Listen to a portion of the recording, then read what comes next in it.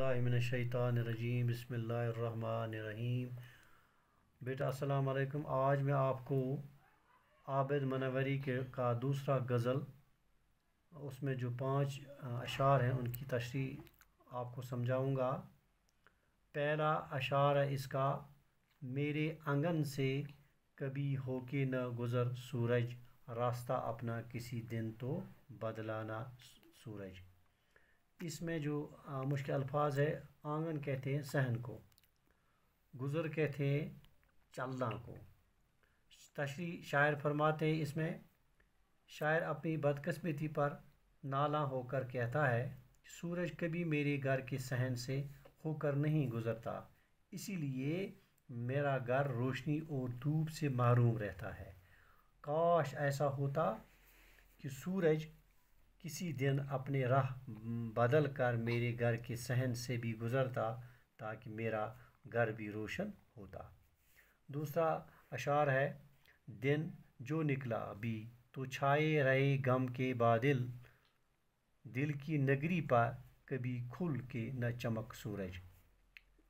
यही अब इसमें जो मुश्किल अल्फाज है, नगरी कहते हैं बेटा शहर को, छाया कहते हैं अंधेरे को, गम कहते हैं परेशानी को। शायर इसमें फरमाता है, मेरे नसीब में तो अंधेरी रातें ही थीं कि जब दिन निकला तो सूरज बादल से गिरा रहते हैं। मेरे दिल के शहर में कभी सूरज खुल के नहीं चमकता, इस पर हमेशा अंधेरा ही छाया रहे। तीसरा अशार है, कह का जन है मेरी बार ये दुश्मन मेरा, पर्दे शब है फिर एक बार निकल आ सूरज। कह का हो गया मेरा मजाक उड़ाना, हंसना, शब कहते हैं रात को। शायर इसमें फरमाता है, मेरी शिकस्त या पे मेरा दुश्मन खुल कर हंस रहा है, इसलिए शायर सूरज से इस्तदा करता है, ऐ सूरज बराई मेहरबानी फिर एक बार निकल और मेरी ज़िंदगी के अंधेरे को दूर कर।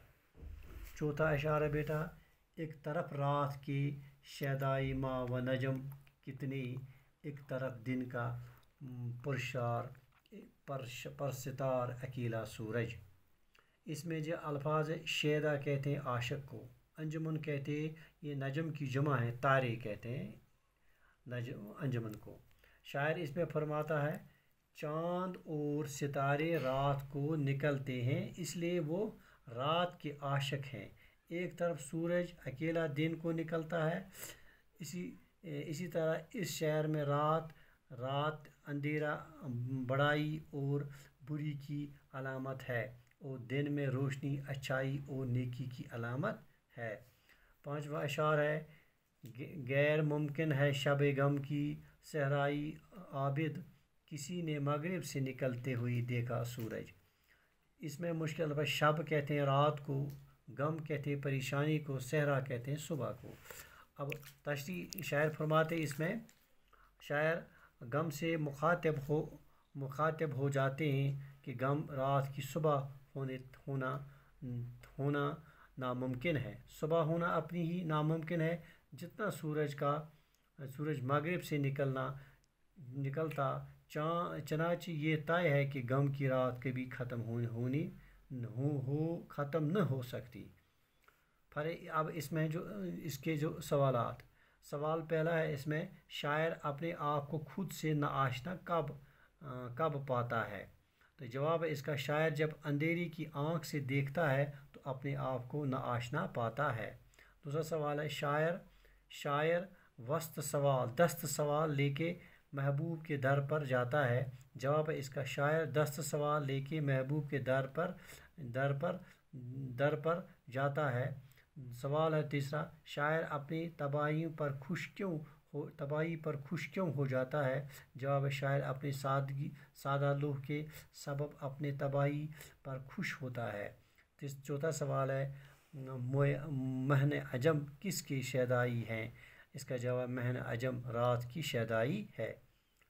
बेटा ये था आज इस गज़ल जो हमारे अहमद आबादी عابد منوری آبادی کا دوسرا غزل ہے، اس کی تشریح میں نے آپ کو یہ سمجھایا تشریح میں۔ اب جو باقی ہے، باقی یہ لیسن اب ختم ہونے والی ہے، اب ختم ہو گئی ہے۔ اب کل ہم دوسرے لیسن اٹھائیں گے، تب تک میں آپ کو السلام علیکم کہتا ہوں۔